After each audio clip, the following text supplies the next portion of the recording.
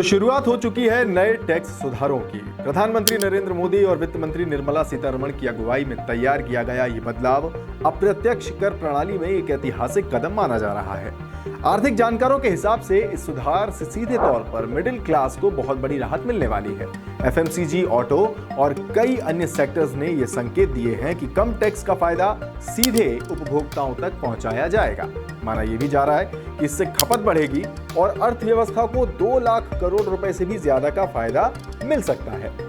हालांकि अभी तक आप जान गए होंगे, लेकिन फिर भी एक बार और इस बात को दोहरा लेते हैं कि अब तक के 4 टैक्स स्लैब की जगह अब सिर्फ 2 मुख्य दरें होंगी, 5% और 18%। जो चीजें मोटे टैक्स के दायरे में रहेंगी वो है सिन गुड्स। जब भी टैक्स सुधारों की बात हो रही है तब बार बार ये शब्द आप सुन रहे होंगे, सिन गुड्स। क्या है ये सिन गुड्स? क्यों इन पर टैक्स कम होने के बजाय और बढ़ गए हैं और इन्हें सिन गुड्स कहा क्यों जाता है? नमस्कार, आप देख रहे हैं पीपल्स एक्सप्लेनर। मैं हूं ऋषि और बात हो रही है सिन गुड्स की।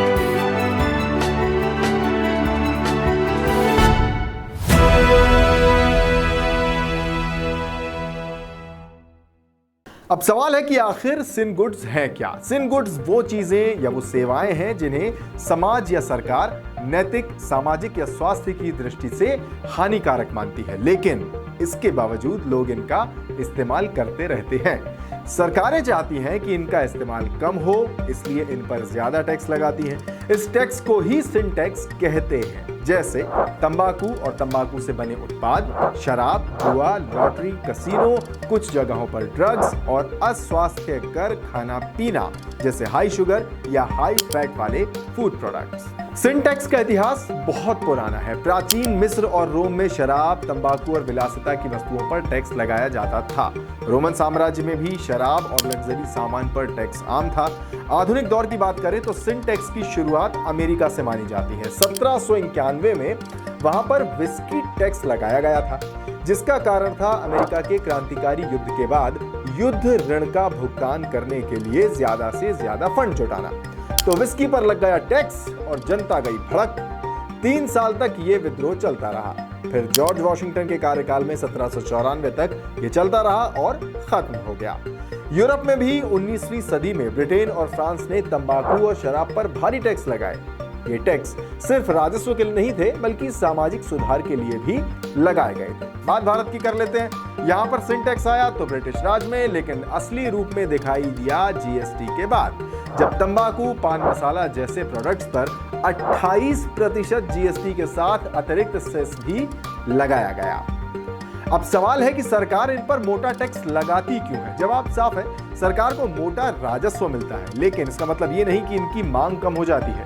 सिन गुड्स के अलावा अति विलासिता वाले प्रोडक्ट्स और सर्विसेज पर भी सबसे ज्यादा टैक्स लगाया जाता है। तो चलिए बता देते हैं आपको कि कौन कौन इस लिस्ट में शामिल है। इस लिस्ट में शामिल है पान मसाला, सिगरेट, गुटखा, चबाने वाले तंबाकू, अनिर्मित तंबाकू, cigar, cool drinks, carbonated drinks, energy drinks, 350 cc से ज्यादा इंजन वाली मोटरसाइकिलें, बड़ी गाड़ियां, boats, personal plane, helicopters, racing कारें, घुड़दौड़, सट्टेबाजी, कैसीनो, लॉटरी और आईपीएल जैसे इवेंट्स की टिकटें।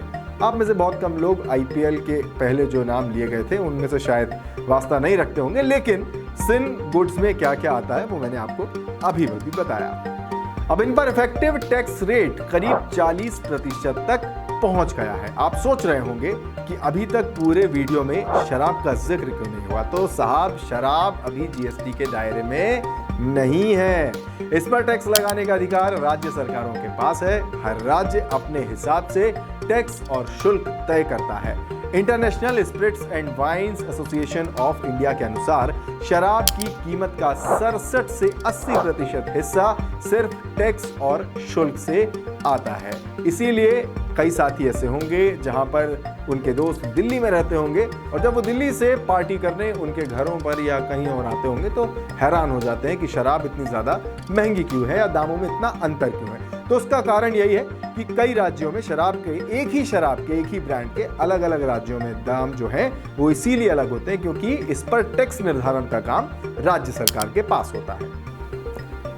अब आप सोच रहे होंगे कि सरकार इन्हें बैन क्यों नहीं कर देती, तो साहब वजह है राजस्व। इनसे सरकार को हजारों करोड़ का टैक्स मिलता है। भारत में तंबाकू और पान मसाला जैसे सिन गुड्स से ही सालाना अरबों खरबों रुपए का राजस्व आता है। साथ ही इनसे जुड़े उद्योगों में लाखों लोगों को रोजगार भी मिलता है। अगर इन पर पूरी तरह से रोक लगा दी जाए तो क्या होगा, तो आशंका मानी जाती है कि सबसे पहले इनका अवैध व्यापार बढ़ जाएगा, दूसरा सामाजिक असंतोष भी हो सकता है और ये दुनिया ने पहले देखा भी है। 1920 से 1933 तक अमेरिका ने शराब पर प्रतिबंध लगाया था। नतीजा ये हुआ कि अवैध कारोबार और अपराध बढ़ गए। आखिरकार ये प्रतिबंध हटाना पड़ा। फिलहाल ये समझ लीजिए कि भारत में भी सिन गुड्स राज्यों के लिए इतनी बड़ी कमाई का स्रोत है कि पूरी तरह इन पर रोक लगाना व्यवहारिक नहीं है।